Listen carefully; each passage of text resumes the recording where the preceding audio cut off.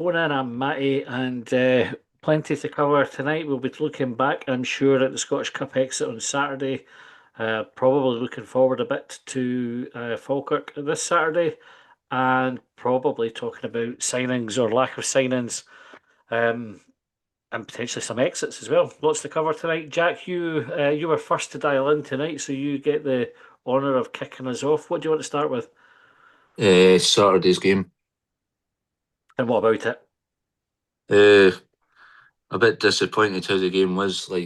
I'll agree with my cousin on a few points as well with the lack of ambition in the team. And starting Joe Neal and Hoyle, it was probably a pure choice. Okay, when you say lack of ambition, what do you mean by that? Like, what was it about the team that showed a lack of ambition? I think it's just there wasn't a lot of fight or passion in the team, and it was just very slow. And this pass back's starting to get a regular thing now as well. Hmm. When you say the pass back thing, what do you mean by that? Just like knocking it back round the back, or Yeah, like just staying in defence too long and not sure what to do with it, and basically just Kieran Bowie not having a good game as well on Mhm. Saturday. Like he had a howler as well. So I think like a lot of the team had a howler. Jack, what Yeah, what what do yeah. you put it down to? Like if you were looking at it, what do you think went wrong? I think it was a lot of people were saying like David Gray's starting 11 lineup was as well, like too many changes in midfield, and then we Hmm. lost Mulligan in the first half as well. He had to get replaced because I never seen the injury because I was away down in the concourse at the time, so I didn't know exactly what happened there. It was just a bit of a late tackle on him. I didn't think it was a particularly nasty challenge, but it was one of these No, ones I that the wouldn't referee say that. seemed No, referee seemed quite happy to let them go quite a lot through the game. Uh, Jack, it was a real opportunity for Hibs to progress in the cup. I think when we saw the draw, most of us expected us to go through. How disappointing is it to not go through and to go out in the way that we did?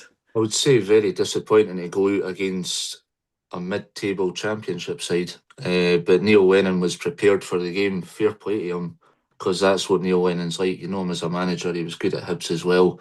And David Gray, I would say, didn't really set up as strong as what you would think he would. But we did have chances in the game. You mentioned Kieran Bowie having a bit of a tough game. He obviously missed the one-on-one in the first half. Yeah, PJ aye, missed one in straight the at the second keeper. half. Aye, What do you think went wrong with the strikers? probably just low in confidence, probably, and just not really up for it, probably. Do you expect us to bounce back this weekend? I'm hoping so. Like we can't afford to lose any more games because then there'd be start to ask questions if we keep going on this losing form. Mm. I mean, you say losing form. It's one defeat after five unbeaten. Yeah, It's no a it's pattern not yet, is like it? it's not like it's a long defeat run, aye. But if we can bounce back against Falkirk, another game that you want to try and pick up 3 points at the Falkirk Stadium. But it's just how David Gray will go into that game after cup exit. How do you think he'll go into it, Jack? I think he'll try and go with his strong team. I would probably stick with the 5-3-2 formation because that's what helps us play attacking football. There was a lot of criticism about the team selection, Jack. But do you think the players have any responsibility for the way that we played, or is it all on the manager? I wouldn't say it's all. You can't keep blaming the manager. Like I'll say, a manager can only take a team so far. Mm. And then once it gets to that stage, you've just got to really say to yourself, what next? What do you think is next? Well, he's not got a plan B. I know that. I know that you and Colin were talking about that long bangers. There's no a plan B. He's just got a plan A the new, so it's a bit what would his plan B be? What would you like to see as a plan B? Not entirely sure. Fair enough. Just something different. Yeah, something different, yeah. Okay, cheers, Jack. I'm going to bring Joe in next. Thanks for that, Jack. Joe, what are your thoughts on it all? A bad day at the office, really. Yes, a couple of the selection things were questionable, but just a lot of players just didn't gel. I think if you stop and think about it, Kieran Boy and Mulligan are both young laddies at 23, and there's all this talk about possible transfers for them both going to either Celtic or Rangers before the end of this transfer window. Yep. It wouldn't be human if it didn't distract them. That doesn't totally excuse them, but I think it maybe played a part in definitely, Bowie was off it on Saturday. There's no getting away from it. But I think that's bound to play a part. And I, for one, will be glad when this transfer window's over. People are saying, we're not signing anyone. I think Hibs have got a good result to just keep the lot they've got. I agree with Liam and down the slope that always talk about getting rid of Dylan Levitt. If Mulligan's injured, we're lacking in creative midfield players. We've got lots of midfield players. I'm still not convinced about Barlaser personally, and so them's my thoughts. Okay, I thought we saw a difference to the team once Barlaser came on Saturday. Did you? Do you not think he made a lifted the team a wee bit, at least got us forward a bit more? You could say that, but the team are playing so bloody poorly. I could have gone on and helped. That's my thoughts. Yeah, what did you put the poor performance down to then? So you've obviously referenced there, like potentially Mulligan and Bowie getting distracted by the transfer rumours. Anything else? Well, there's that. I mean, that sort of form team didn't sort of play together, and a lot of criticism made of Creedy. He's not really had a run of games. I'd like them to see Bowie and Creedy having a run of games together. Because let's be honest, Martin Boyle will be away at the end of the season, one way or another. And we've paid all this money for this player, and he's not had a lot of game time when all said and done. So I think we've got to give him a run alongside Kieran Bowie. Okay, coming in just a second, just going to catch up with some YouTube comments here. So J Star, hi J Star said, really concerned we actually don't sign anyone. There is obvious gaps really need filled, or we finish fifth. Jay and Sandy said, evening Longbangers, it's a magnificent 7 tonight. Lack of news is horrendous. Why don't they just say we're working on it? It's nothing finalised. Communication from Hibs is abysmal. John Leith said, David Gray is not a great manager due to his experience level. Great guy, club legend, but he's a bad run away from the sack, in my opinion. Kieran said, sick of refreshing my Twitter page for even just a rumour. Come on, Hibs, get the finger out. Tilbrook said, the game was bad, but the fact I had to queue half an hour and not even get a pie was the worst part. It's devastating when you wait that long and miss out on a pie. J-Star said, Nicky, Boyle, Barlaser must start against Falkirk. Kieran's having a wee laugh here, Joe, about your Barlaser bashing. Joe said we need an attacking coach. It's the only thing missing.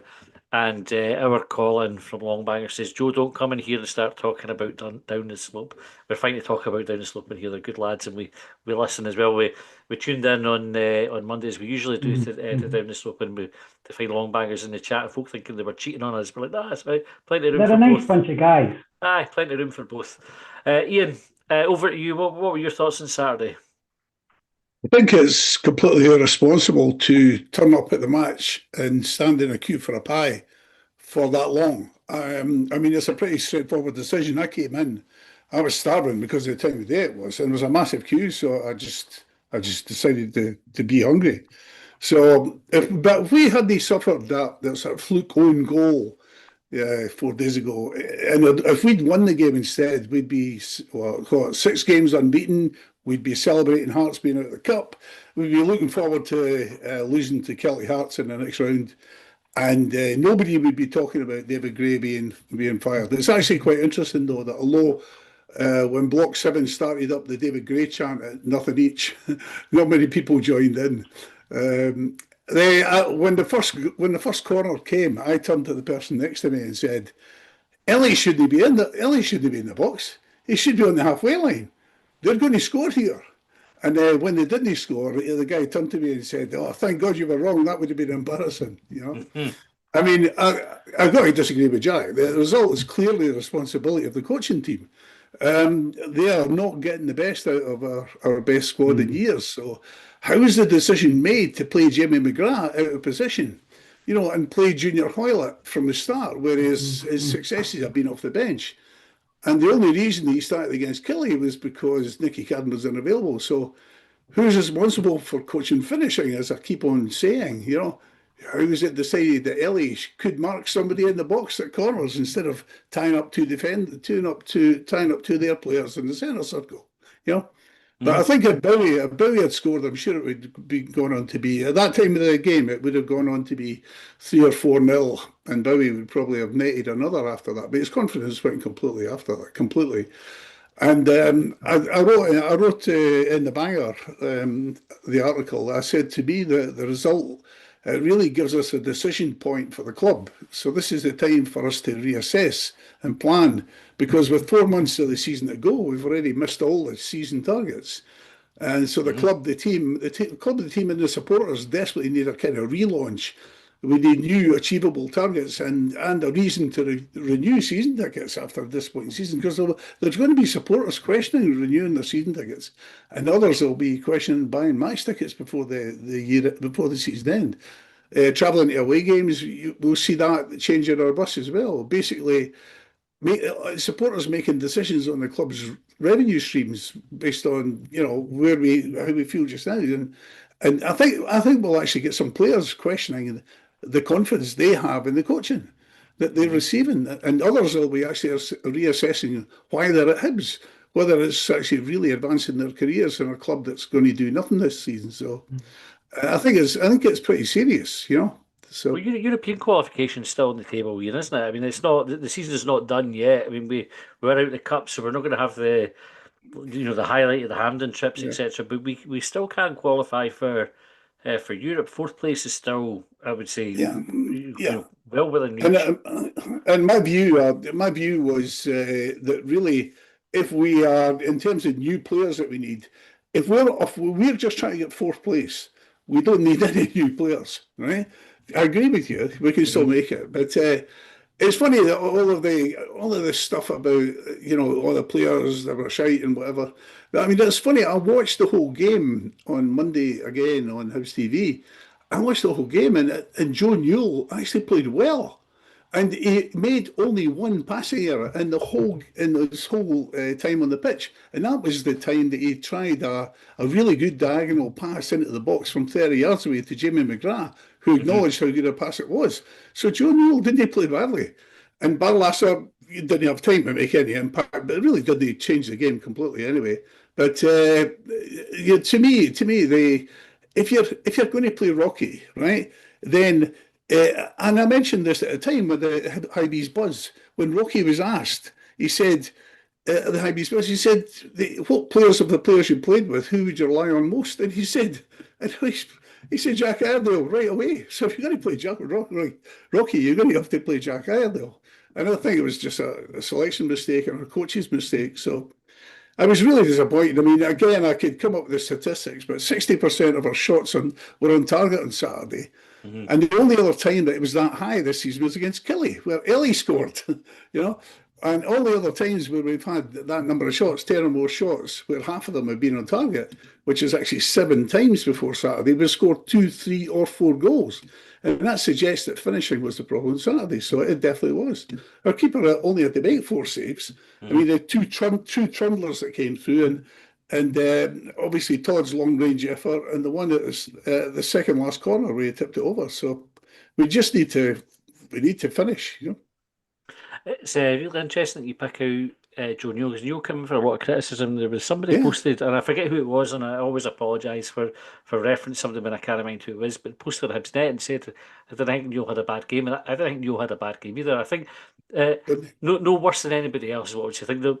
We find ourselves, and Colin and I have talked about this on the podcast a few times, that the team either is all quite good or all rubbish. We never have like 2 players having a stinker and the rest of the team carrying them through, or the team having a stinker and a couple of players carrying them through.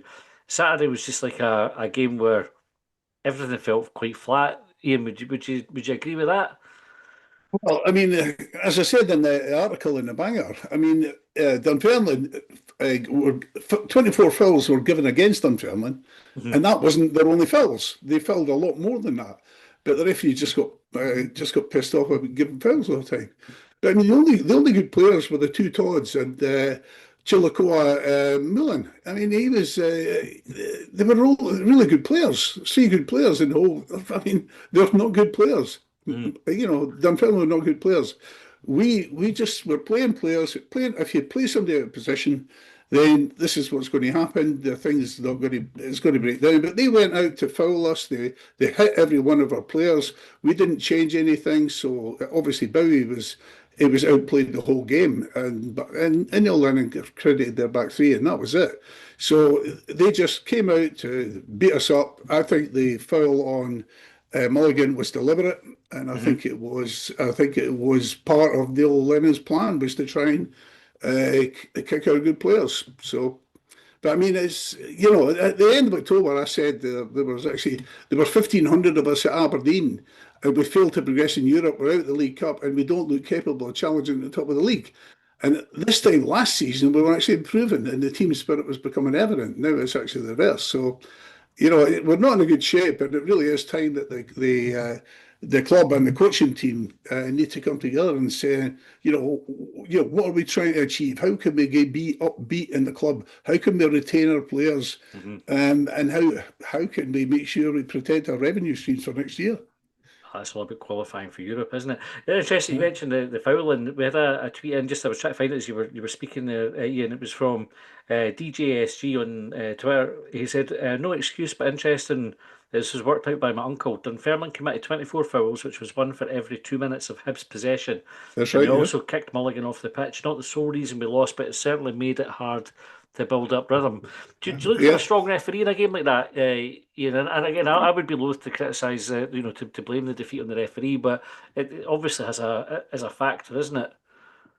They played to the referee. They definitely played to the referee. So as soon as they got away with kneeing Kieran Bowie up the arse and knocking him over, once that happened a couple of times, the referee was consistent. He let things like that happen the whole game. So everybody was getting bumped, everybody was getting hit.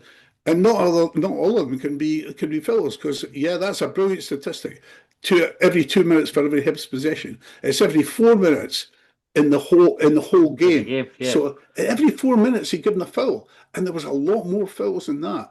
So that was obviously Neil Lennon's game. It was to rough us up.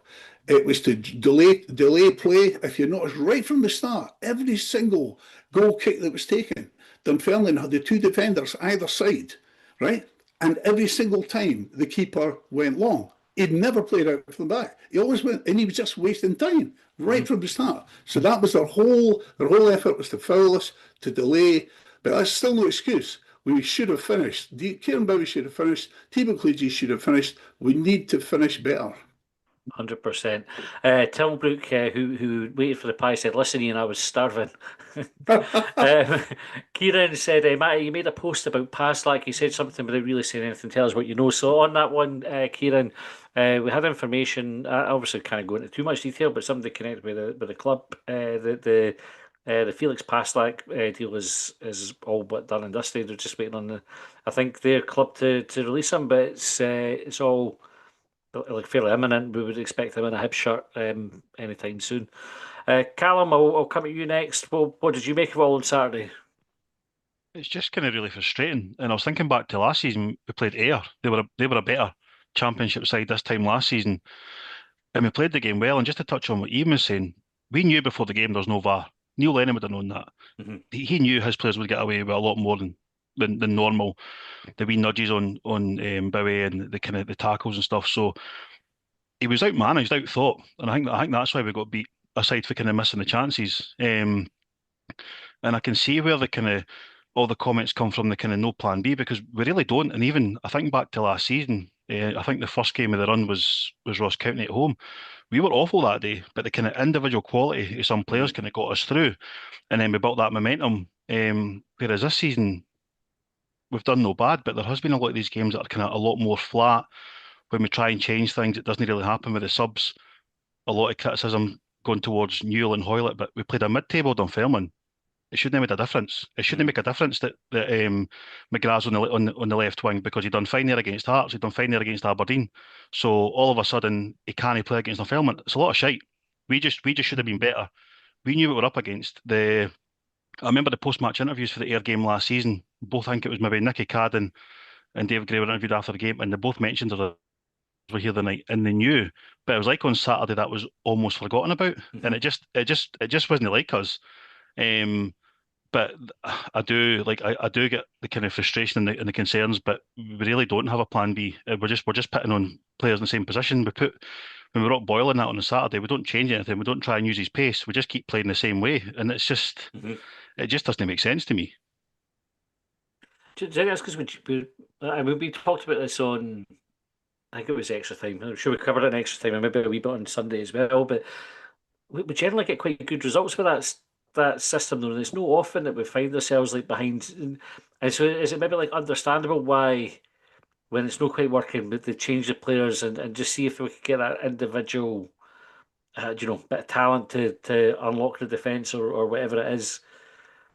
Aye, Does, but does it's it not. need does it need to be wholesale changes?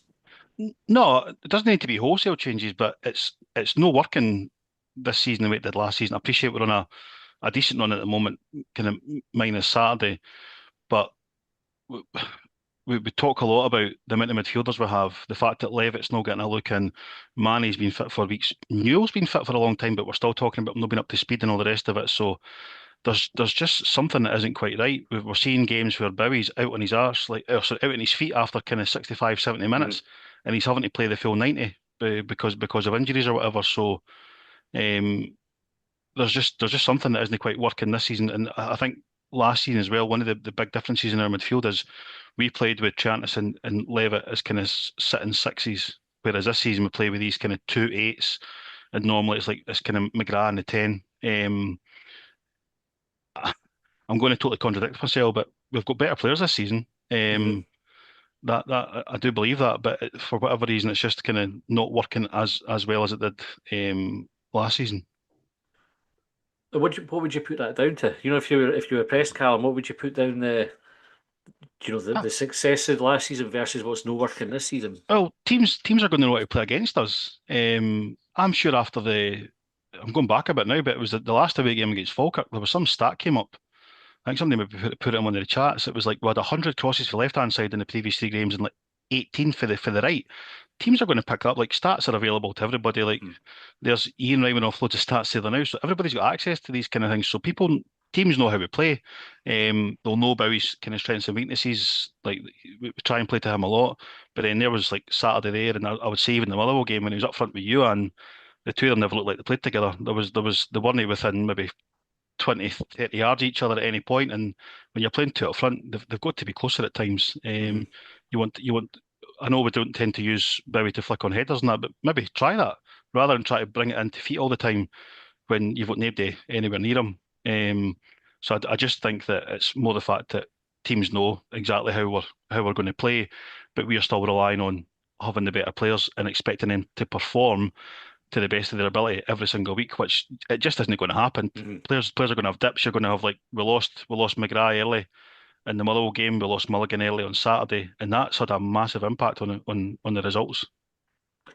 It's a really interesting point about the right hand side, because I think we spoke about it on Sunday again. Like we have no threat at all down the right hand side, whether it's Cadden. And I like Cadden. I think Megwa's done well when he's come in to the team as well. But I don't think either of them are prolific for goals and assists. Cadden's record, certainly since he's been at the club, is pretty low for assists for the type of role that he has.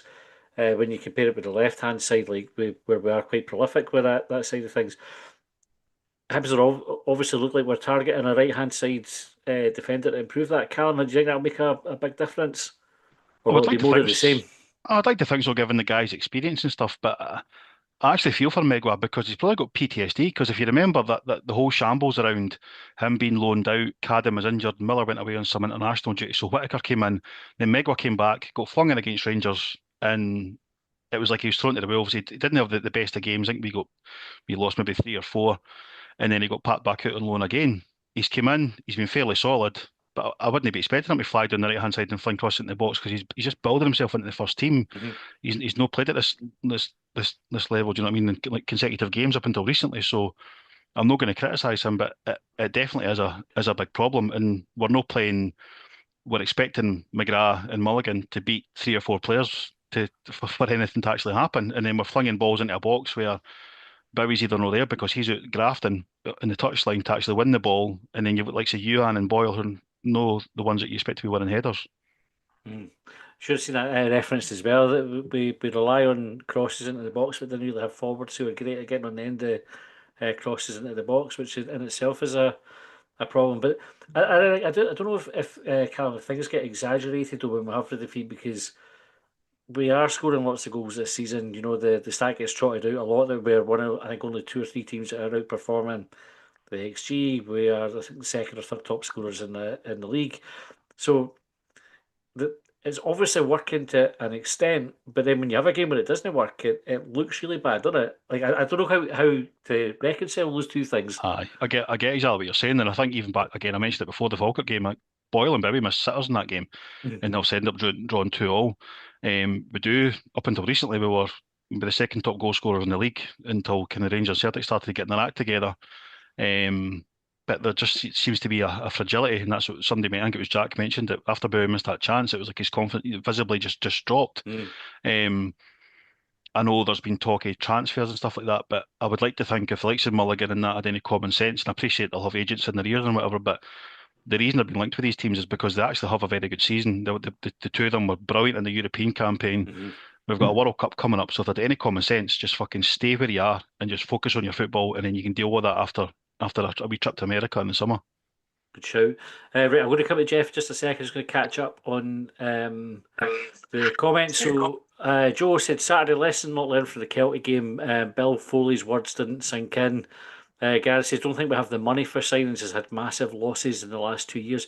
It's an interesting one, that there is a school of thought that Hibs have not got money, but if I don't know how many of you saw the New Year message from Ian Gordon. He specifically referenced the club was in good financial health, and I thought it was a strange thing to call out specifically, because you can either say nothing about it at all, or do you know, like it was, if things were bad, you didn't really need to reference it rather than kid on about it. So I'm not convinced we have no money, but obviously it hits the budget if we didn't progress in the cup.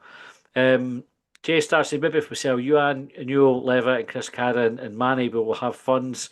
And Kira said, I just don't understand why Gray is wanting to die by the sword and there's 5 at the back. He came into the club playing a 4, stumbled upon the 5 in late November. This squad now suits a 4 with better players midfield to front.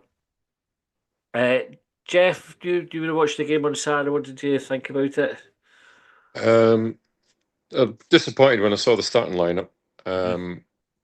I said on the phone in last week, start with your strongest team, then bring on the guys that need game time when we're a couple of goals up. And as Lennon said, I think it would give them a bit of a lift.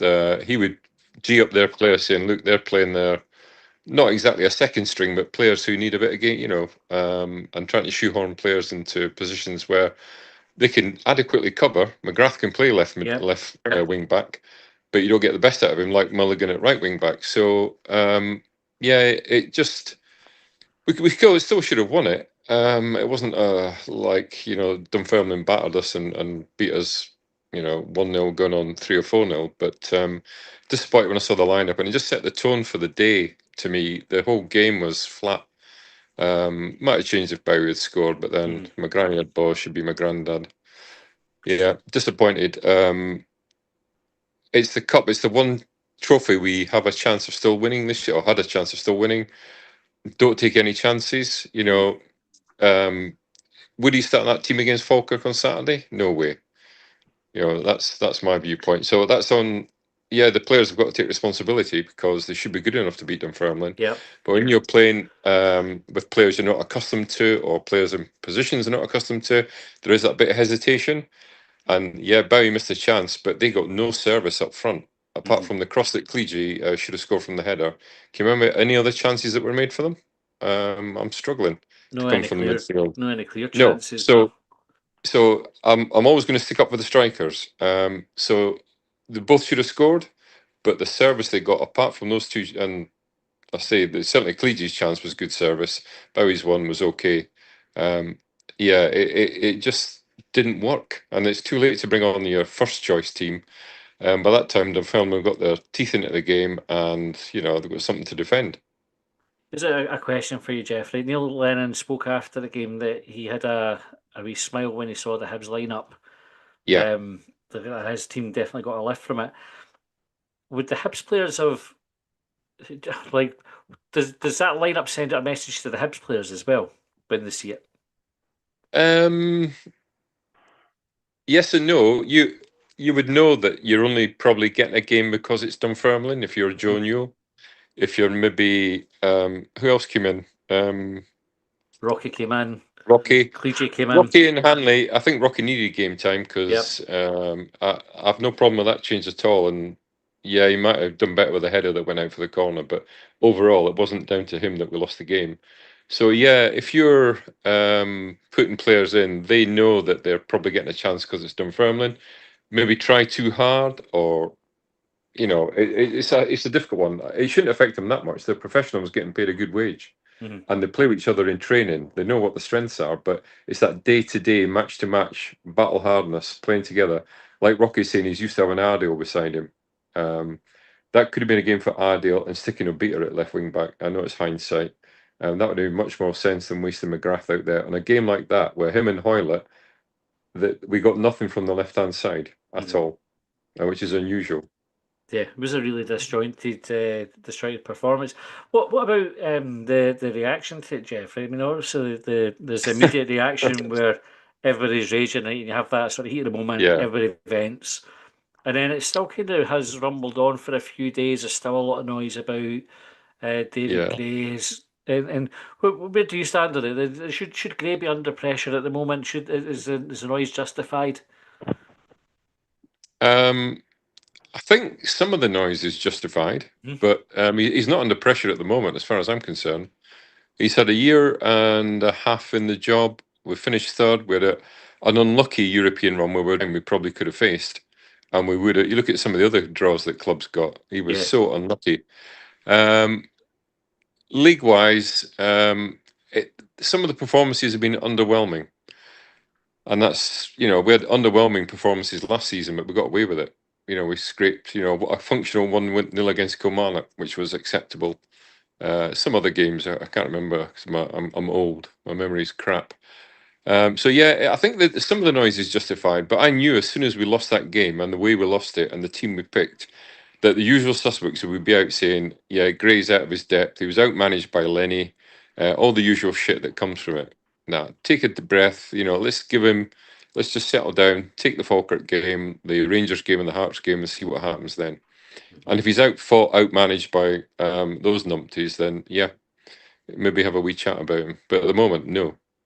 It's because we're certainly reaching that sort of the point in our manager's tenure at Hibs where things start to get a bit squeaky bum time for him. It doesn't take much for now. Like they've had the full season, we're into the second season, and the first sign of things going wrong, folks start to get kind of angsty about it.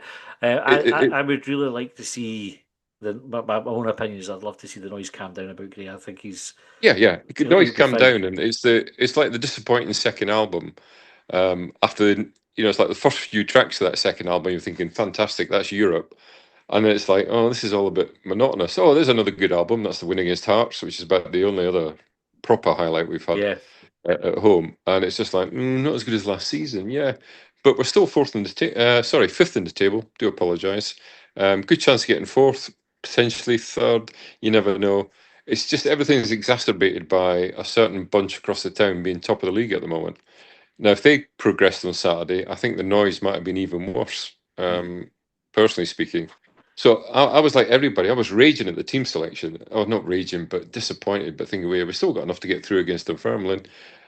When the goal happened, I was swearing at the telly. I had my girl who walks our dogs, I just walked through the door. She wondered what was going on.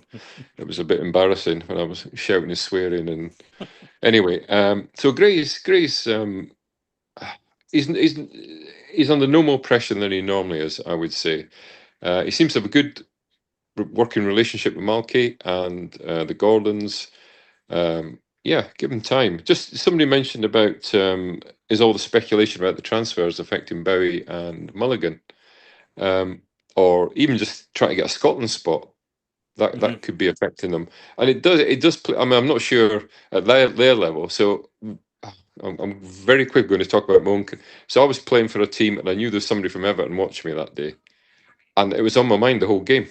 I had a chance to score and put it over the bar, and I'm thinking, oh, that's me done. And just he obviously must have had a stinker that day. They knew Anyway, I won't go into it. So anyway, So I wonder if it affects them the same way. You worry about everything you do. Is it what the scouts want to see? Is it what Stevie Clark wants to see? And it must be hard to put that out of your mind and just go play your normal game. So when Bowie missed that first chance, yeah, maybe his confidence went, but he missed an easier one against, was it Falkirk or Dundee, and then scored an absolute beauty, took it to the side, scrum it in. So I don't think it's a confidence thing. I just think it's he's maybe overthinking a bit too much. And Mulligan just seems to play his own game. I'm not so bothered about him, but certainly Bowie is one where you've got that chance in front of you, a goal, and you might be thinking, oh, this is the selection to go to America or my big move to Arsenal or somewhere. Yeah, so it could affect him. I'm going to have to go in a minute anyway, Matty, so it's been nice okay. seeing you all. You get yourself off. He's got his hand on, so I'll let you go, Jeff, and we'll bring you in before I get some comments and then get to Stephen. Okay, then, take care. Cheers, Jeff. Sorry about Jeff's now leaving, and I was just fascinated the fact that Jeff was actually on the verge of being selected for Everton. So I just wanted to hear more about that, so that can maybe be a future episode. Oh, we'll get it next time. Right, Stephen, I'll come to you in just a second. Just to catch up on some of the comments. So, 1875 909 said Saturday was rubbish and a terrible game. So David Gray needs to get back to basics with the players' positions and formation. Still plenty to play for. Hopefully, a right wing back and new centre forward coming before the end of January. Kieran said Lennon said he knew they had a big chance at winning when he seen the changes was proper.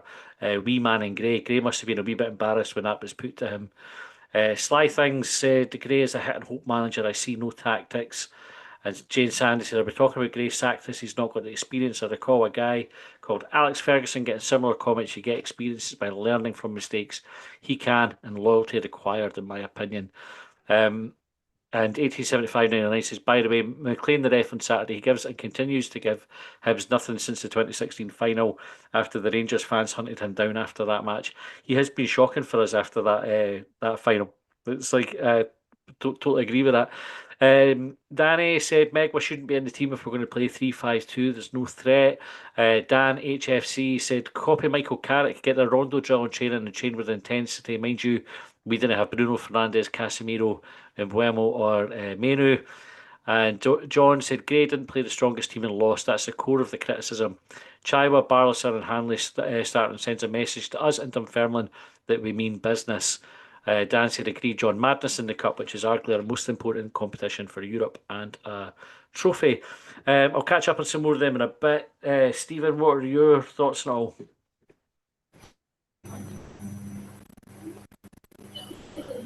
I'm not having the greatest of connection, guys, so you might not hear me particularly well, but generally speaking, it was just abject pish. I'll be honest, I wasn't too disappointed by the starting lineup. But when I looked at it in more detail and I tried to pick out where players would play, it suddenly became a bit of a mess, to be honest, in terms of what the actual structure would be. So that was disappointing. And then as the game started to progress, you start to think, if we don't score the first goal or score the first goal soon, this could get quite uncomfortable. And that's exactly how the game eventually went. Mm-hmm. I think what's been said as well, Dunfermline weren't anything special. What they've done is they've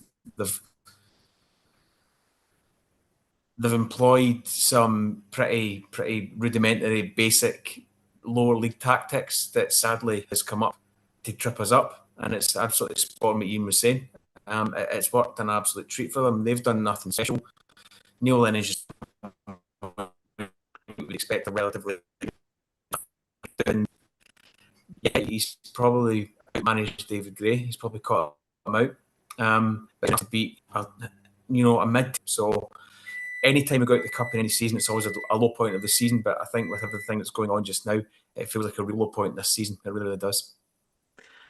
The recruitment has come under spotlight for it, Stephen. The fact that we've not brought anybody in before the game, would it have made a difference if we had a couple of signings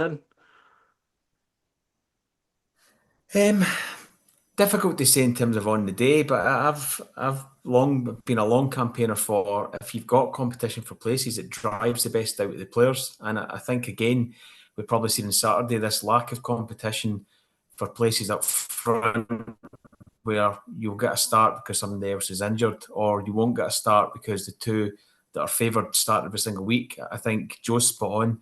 Clegia, if he has a run of games, he probably is more he's probably better placed to put that chance away. He knows what Nicky Cadden's likely to do. Yes, he'll do it in training, but it's not anywhere near the intensity of a match. So if he's maybe had a run of games or more than 10, 15 minutes at a time, with the 16 players that you're allowed to use in a match day squad on the day, I don't see how 2 players, maybe even 3, can be getting 10, 12 minutes in a game. It just doesn't make any sense, especially if it's a game like Saturday where you need to turn the screw to get the first goal, because as soon as it starts to get to 90 minutes, you're thinking absolutely one goal is going to win it. To be quite honest with you, that game could have finished 0-0 in penalties. It was that poor a quality in front of goal, to be quite honest. But would it have made a difference on Saturday? Possibly not, but it's the fact that we're now going into this Saturday, which will be the 4th game of January. The guy potentially coming in, 2 days before the game, he's probably not going to be ready to chuck straight in the match. There's 4 games, which is a cup game, which we've all pointed to as kind of being, we've potentially lost. I know we beat Kelly, and I know we were good for parts against Motherwell, but if you're still in the cup, that the team almost picks itself for the following week. The momentum keeps building, the excitement keeps building. They're working towards something, and it's just, I don't know. It's, to be honest, because Saturday was so disappointing, I've kind of completely switched off from everything. So I've not even looked at the rumour mill. I've tried to avoid group chats to an extent. It's one of those games, a bit like under Calder. You remember we lost down to Ayr United when they were second division at the time. It's just one of the games that really, really detaches me from the love of the club, because it's just so fucking disappointing going out so weakly and so limply against a bog standard team. And that's what I think hurts the most. It's not getting outplayed or outbeaten or outfought like we did against United all those years ago, albeit with Calderwood in charge being an absolute tit. It was just so poor to get beat by such a limp team. It was really, really disappointing. To be honest, I even thought I would second thoughts about even coming on to this tonight, because I'm just so detached after Saturday. It was so disappointing. Stephen, I'm going to move on for you because we've got a few messages in the comments that they've lost sound, so hopefully you can hear me, but the connection was breaking up a wee bit. Jack, I'm going to bring you back about the shape of the squad and the lack of signings. Would you have expected us to have brought somebody in by now? I would have thought we would have brought, at least in my opinion, 2 right backs in, because we need that, and then just another forward and a creative midfielder. I agree with you on that one as well. Mm-hmm. And in terms of the comments, like Ian had referenced that Stephen was talking about there as well, about what the rest of the season looks like and folk switching off. We've got a few big games coming up now. We've got Rangers to play, we've got Hearts to play in the next few fixtures. How important is it that Hibs not just get results but get performances in these games? You want to get a result against Falkirk. Rangers, I'd say 100%, because at Easter Road we've no bet them there in about 21 year now, which is quite embarrassing for us. And I remember a lot of my friends saying Rangers used to be scared to come to Easter Road because they hated it, because we used to always beat them there. Now it's just Rangers dominate us there, and you don't want that. And then the Edinburgh derby at Tynecastle, another 3 points off of them would be great as well, like beating them at Tynecastle. That would be a huge result, really, wouldn't it? And do you think if we were to kind of get 2 results now, Rangers and Hearts, would that take the pressure right off the team? I would say it would take the pressure off the team, but at the same time, you didn't want to have a toxic atmosphere as well. I'm not saying that it is the new, but it could get that way if we didn't win against Rangers or Hearts, because you don't want to lose a derby. It's horrible, I know that, but you want to try and keep a good result against Hearts, beat them, try and get something against Rangers, which isn't going to be easy with the players that they've brought in this window. Thanks, I'm going to bring Joe. Joe, you get a hand up on you go. Yeah, can I say that if we beat Falkirk, Rangers and Hearts, it doesn't take pressure off the team. It puts pressure on the team, but a positive pressure, because we're doing well. Joe, do you understand the reaction? It was a question that I asked Jeff about the reaction to the game and whether it was understandable or justified. And we're on the back of five unbeaten. We have this stinker on Saturday, and the knives are out. Are we one bad run away from a crisis, or are folk overreacting? I think the reactions, clearly we're all heavies and hugely disappointed at getting knocked out by a team from a lower division, and also the poor performance. but I don't think we're anything like crisis. And all this talk about David Gray being under, it's a lot of shite, really. We just need to tweak things a little bit. But this next 3 games is very important, starting with Falkirk and Brockville. I mean, we really have to win this one, Joe, don't we? It's so important that we bounce back, isn't it? And the players will know that themselves. They'll really be up for it. As long as David Gray picks the right team, and it's more or less the team he's played all season. Other than that, I'd obviously have Creedy in instead of Boyle. Okay, Ian, one of the comments that's come in that I'll pick away. So I'm going to pick on 2 comments here to put to you, Ian, and get your thoughts on it. So John Leith said, I'm not Gray out, but I do think a better manager would do more with the squad in the current budget. Sir Gray also inherited a good squad in SPL terms. Hope he gets the results and the experience. And Sly Thing said, I think Gray has had way more than ample time to sort himself out. He hasn't, he can't, he offers no words that make you feel he can lead. What do you think of those comments, Ian? I think they're perfectly reasonable. I think it's quite correct that the club should be questioning whether David Gray can actually, can make progress and actually take the club forward. I think that's quite correct. The club should responsibly, as a board of directors, be doing that. They should definitely be doing that. And I think they, at the end of the match on Saturday, I mean, I don't boo the team by choice, but I think it was perfectly reasonable, the reaction and the anger. So I think it's quite correct that the supporters get really angry. I think if there was an obvious, replacement head coach who they would have confidence in, I think it'd be perfectly reasonable for the board, or Malky Mackay indeed, to be actually at least looking around while still supporting David Gray. Has Gray had long enough? I don't think so yet. I don't think so, because we did very well last season, and if we end up 4th this season, that's perfectly okay. I think he should be given to the end of the season. That said, I think if we get beat by Falkirk on Saturday, I think that's going to really add to the noise. And I just want to point out to Joe that it's about 35 years since Falkirk have played at Brockville. Sorry, Joe. But I think it's perfectly reasonable to expect that the club be considering the head coach's position if we're not getting the performances. And I have to agree with I can't remember who made the comment, you just read it out, but David Gray has to be capable of getting better performances from this group of players. He has to be. And I'll just add one thing, is that Kanayo Megwa was obviously Partick Thistle's Player of the Year, I think whenever the last season was. And we've got to take account of the fact that we have to bring young players through.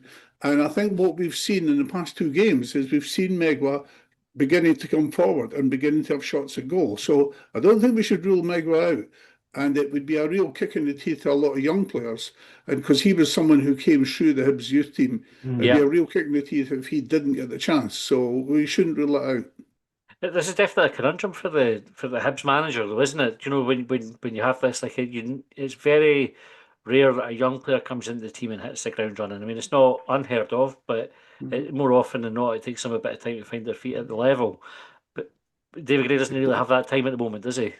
He played with Airdrie and he played with Partick Thistle, and he's certainly not the reason we got beat on Saturday. And he played some really good 1-2s with people, and he played some good inside balls. We shouldn't be looking, Megwa as being the cause of our loss on Saturday. I just feel that it's very important that that David Gray is actually enough pressure put on him to say, look, you really have to start improving the performances. We're getting out of what us supporters think is one of the best squads we've seen in years. Joe, on you go. Just quickly to agree with Ian, I think we should be trying to bring our own young players through. And on that basis, not only Megwa, but should really not be getting a chance as well. Yeah, I mean, there's definitely a few folk had put Rudy in their starting lineups for Saturday as well. Dan says we need to start bringing players through. Should be getting chances. I like Megwa. I thought Megwa was good on Saturday as well as certainly as good as anybody else was in the game. Callum, the criticism on David Gray, you mentioned about the no plan B. The other one that we see here that's come up there is about not getting as much out of the squad as he should be doing. It was probably the opposite true last season when we went on the 17-game run where I think the comment was that the team is doing better than the sum of its parts, but it feels like it's the other way around at the moment. How big an issue is that for Gray? I mean, he's got players that he knows and he trusts, and that's something that gets labelled against him as well. That he's playing his pals, especially when it comes to playing Joe Newell. So it's like he's damned if he does, and he's damned if he doesn't. I don't know. The players they've got to take a look at themselves. As I say, I mentioned the cup game last season where for the interviews and stuff, they all know exactly what was on the line. They knew where the TV cameras were there. I don't know if they think that. I don't know. There seems to be a kind of a sort of a fragility to them, maybe, possibly. I don't know. I think back to when obviously the Motherwell away game and I dealt a stinker. He was dropped the following game, but then he came on as a sub because Nicky Cadden got injured. And I think Yeah. there's been times where some players could have done with maybe a few games on the bench, but injuries have dictated otherwise. And I think that's kind of contributed because there has been other games where Iredale's been a bit kind of careless on the ball and kind of shelling out the park and stuff. But we're kind of hamstrung in terms of the system that we play, that we've only got the one left-footed centre half. People will ask for Obita to come back in and things like that. But yeah, he's sort of, it seems to be relying on what he knows from last season. And I think there's a kind of anxiety about changing it because if we went 4-4-2, 4-3-3 and it all went to shit, then you could only imagine what the reaction would be like. Aye. There's a really good comment here, Cal. So I'm going to stay with you. I'm just going to read this from Malcolm Sutherland and get your thoughts on it. Malcolm said, "We're quick to offer support and additional coaching for players. Why not do the same with Gray? In player parlance, Gray would be a bit like Bowie, slightly raw and in need of guidance." Is that something that we should be looking at? It's not just a support, but should the club be finding a way to support Gray as well?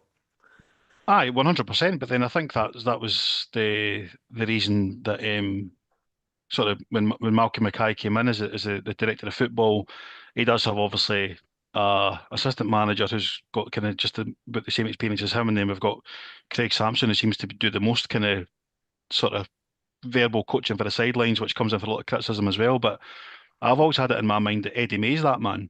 I know he had a short stint as a manager at Falkirk and stuff, but he's been in the coaching game a long, long time. So maybe that's something that needs to be reviewed. But that is comments you see a lot is that he does need some help and some guidance. But I'm not really sure if that would work. They've obviously got a dynamic that they like and that they rely on. And I just think that would upset things kind of all the more. This is only his second season as a manager. He took on an absolute shit show last summer. We did if we were performing as we are now last season, there'd have been, I don't think there'd have been a bit of criticism from him. Our best bet this year is fourth. If we finish third, then fourth, I think that's pretty fucking good. Aye, I would agree with that. Why do you think the knives are out so much, Callum? Like let's say you had a third place finish last season with some really big results in there. We're just sort of, I kind of keep harking back to it, but it's only because it's recent. But like 5 games without defeat, including a derby win in there, including that draw with Motherwell, who's everybody's talking about like fucking Brazil. But it's so quickly forgotten on the back. And it's not just that it's forgotten and the criticism comes, but even like here I'm talking about like Kid Greer's not getting the best out of his players. But there's 5 games where he's not been beat, so he's obviously getting performances out of the players. It's like when you actually sort of stand up some of these points against what's happening, they didn't always seem to call. I made that point earlier, I suppose, about the goal scoring, but it's the same thing, isn't it? Like there's a lot of the criticism coming in the back of Saturday that didn't apply to the last 5 games. Last season we beat everybody bar St Mirren, Mhm. so we won the big games. That was a huge criticism of Jack Ross. We didn't win the big games. Some fair, like I don't get me wrong, I was kind of on that bandwagon as well. But this season, the impression has been that we've laid out the Rangers in the League and the Cup. Aye, good We point. did. There's teams going to Ibrox picking up points. Falkirk have drawn with them twice. Dundee have beaten Celtic, and we've not done that.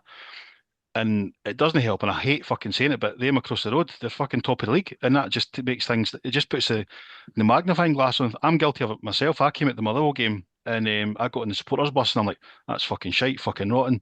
And then a couple of guys got in the bus and thought, do you know what? It was a half decent game. We done all right, and that. And it took me a few hours to kind of think, do you know what? But in my mind, it was like, it's Motherwell. Shouldn't matter how good they are. We're Hibs. If Motherwell come Easter Road, we should be winning. So I think that's maybe a huge part of it. But yeah, it doesn't help that they're sitting top of the league and on Saturday after the kind of the afternoon kickoffs, I was looking at the teams left in the competition, and I thought, fucking hell, if they've got a chance to go far, it's now. And hats off to Falkirk. I'll be giving them a wee clap on Saturday when I'm there to say thanks very much. Right, we've got a few minutes left. Let's look ahead to Falkirk on Saturday. Just Malcolm said to listen to you guys every week out here in Bermuda makes me feel more connected to the team. Thanks all of you and keep up the good work. Thanks Malcolm. Thanks for tuning in for Bermuda. That's Bermuda represented tonight. Jeff was phoning in for California as well. So definitely getting the feelers out there across the world for the Hibs. Stephen, I'll come to you, see if your sound's back with us. How would you be setting up for Falkirk, and how do you see the game going? Yeah, we need to go strongest 11 possible. We need to attack it, go for the jugular. McGlynn, not McGlynn that comments on these quite a lot, but McGlynn, I think, appears to be the front runner for the Aberdeen job. Aye. So that may have distracted them somewhat. They are a decent side, but I think we showed at the game at Sarod, if we go for the jugular, we can take the win. We can take the game to them. If anything, Falkirk's strength is probably possibly their weakness as well. Try to be in possession. So when they're not in possession, that's when you can really test them. So strong lineup as possible. Also, I don't know if, how much was heard from my previous rant, but I would just like to have. I wouldn't give Early a single minute on Saturday after he rolled for the goal, completely losing the guy for the header. Absolutely abysmal defending. So I would go strongest lineup possible. Really go for the jugular. It's a game that I think we just simply need to. David Gray needs. It would be a statement win if he wins on Saturday. I think going into two big games after that. Nice. I'll come back to you, get a score prediction before we finish. Jack, same question to you then. How will you be setting up for the game against Falkirk? Just go with the strongest starting 11 possible. We need to win on Saturday as well. So up front, I'll just stick with Cleachy and Bowie, just for strength, and then have 5 at the back. Who's your 5? That's a good question. Probably I want to start Megwa, Iredale, Rocky and Hanley in the centre. Keep Salinger in goals, and then O'Hara as well. And your midfield? McGrath, Mulligan, Nicky Cadden and Neil. I think we're on about 13 players, Jack, but we'll take that. That'll definitely help us get the win. I'll come back to you for the score prediction, Jack, so hold that thought. Ian, same question. How would you be set up for it? Not got a clue really, but depends on who's available. So there was if Mulligan's still hurt, then we've got to play without him. We've got to play. Start with Iredale. I would start with the same back three. Apart from, I would start with Iredale on the left, and I would play Obita. Definitely play Obita. They're really dangerous. Falkirk really dangerous. We cannot go gung ho. We have to make sure we defend properly. We're only looking for a 1-goal win. So I would definitely, like Jack, I'd play Cleachy and Bowie up front. I would probably start with. I'd probably have Martin Boyle as well. So I would play Martin Boyle as well. So I've got a fix. If Mulligan's not available, I would play Boyle. I'd probably start with Barlasser, even though I said Joe Newell had a good game. Is Boyle an option on the right hand side? Do you know if you wanted an attacking outlet there, could we stick Boyle on the right? The way you think about Boyle is he's the best presser we have in the team, right? If Josh Campbell's available, then I'd play Josh Campbell. I'd play Josh Campbell before I'd play. It depends on who's available. But if Josh Campbell's back, I'd definitely have him. Definitely want him in the team along with Boyle. I think Boyle's still our most dangerous player. And just an aside, I know Colin said it. I think in fact it was last week, and unfortunately Callum's just repeated it. And I looked at the game, and Jack Iredale never once passed the ball out of play against Motherwell. There you go. That's an interesting stat. Joe, how would you set up for Falkirk? I agree. We've got to play our best, tried and tested team. I think Campbell's still out for another game or two, Ian, though. That's the impression I've got from reports. But, Salinger, O'Hara, Hanley, Iredale, Megwa on the right, Obita on the left, Mulligan, McGrath, and it's going to have to be Salinger, and Cleachy, and Bowie up front. I think the team more or less picks itself. Going for Barlasser rather than Salinger, you mean him? Yeah, that's what I meant Yeah. to say. And on the subject of this new player that you think we might be signing, what position is he? Right back or right wing back. Right, no, we've got to keep it Miguel in. He started and he's got better each game. We've got, and this is one of our own breeders. We've bred ourselves, so I think we've got to keep him in the team. Okay. Callum? I think we're going to play the same formation, aren't we? But I think Chaiwa needs to play because he done really well in both games against them. I think the first game, although it was a draw, we should have been 4 up at half time with the chances missed. So I don't think we need to make too many changes. I would start with Boyle and Bowie. I think there's too much pressure on Clegy at the moment. As much as I want to see him play, I'd go back to kind of to Hanley at the back. I'd probably Rocky in place of O'Hora. Although O'Hora's been all right, I like Big Rocky because he's got that pace to cover. They play with kind of the sort of wide players, and they've got a right back that's looking particularly dangerous now. Is it Lisa? His name is. So, but we're a better team, better players. So the players should have confidence. We've played them twice. We know what to expect. So I do expect us to win quite well. What's the score going to be? I'll say 3-1 Hibs. Go for it. Yeah, Stephen, what's the score going to be? If we go with Jack's 4-4-4 formation, I would expect a 2-0 win for Hibs. So yeah, I'll go 2-0 Hibs. Decent. Jack, what's the score going to be? 2-0 Hibs. Oh, 2-0 Hibs. Joe? I think it'll be very tight. 1-0 Hibs. 1-0 and Ian? 2-1, and just to remind Joe, it's not the guy's name's O'Hora. It's not Lieutenant Uhura from the Star Trek. Okay. We will wrap up there. Colin, John, and I will be back on Friday with the preview show. We'll spend a bit of time talking about Falkirk and probably lots of other shite as well, as tends to happen on a Friday afternoon when we're just finishing our works and just glad to talk to somebody that's no office based. So tune in for that, and then we'll be back on Sunday with the main episode, hopefully talking about a Hibs win. So thanks to everybody who joined in, whether you're in California or Bermuda or anywhere else in the world, and we'll see you all next time.